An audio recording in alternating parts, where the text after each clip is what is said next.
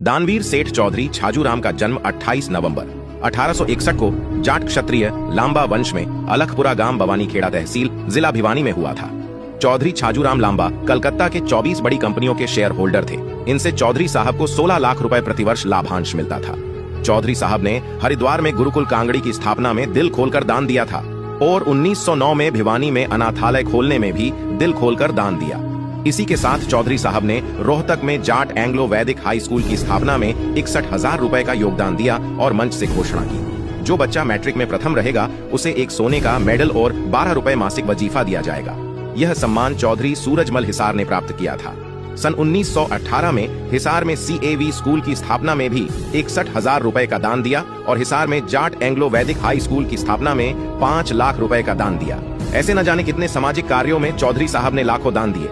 गांधी जी के हर आंदोलन में सबसे बड़ा दान चौधरी छाजूराम लांबा जी देते थे। सुभाष चंद्र बोस को भी उनके द्वारा चलाए गए आजादी के हर आंदोलनों में सबसे अधिक दान देते थे। सैंडर्स की हत्या के बाद सरदार भगत सिंह 1 महीना तक सेठ छाजूराम की कोठी पर रहे थे। क्रांतिकारी भगत सिंह को चौधरी साहब की धर्मपत्नी श्रीमती लक्ष्मी जी स्वयं भोजन बनाकर देती थी।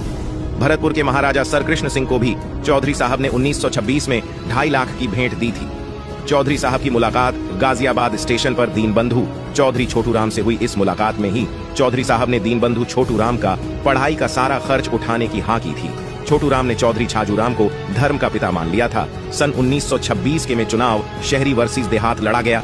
चौधरी साहब ने छोटूराम के कहने पर शहरी लाला लाजपत राय को बाहरी मतों से हराया।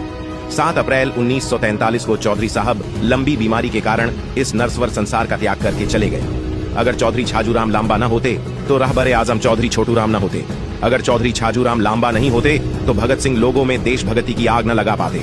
अगर चौधरी छाजूराम लांबा न होते तो सुभाष चंद्र बोस आजाद हिंद फौज को सुचारू न चला पाते।